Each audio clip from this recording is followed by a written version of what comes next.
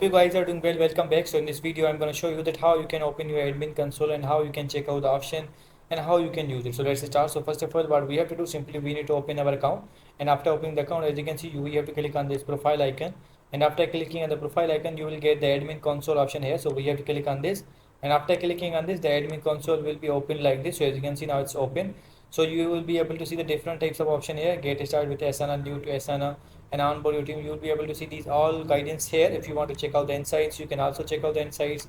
My workspace is also provided here. You can check out the members info as well, that which members you have and how many members are connected. And you will be able to see all the details here. In the billing info, you will be able to see all the billing information here. In the settings section, you can control your all settings of your Asana account. In the resources section, you will be able to see, you will be able to get these resources as well. So in this way, you can manage your Asana account admin console. I hope you guys understand this video, that how you can do this. So see you guys in the next video.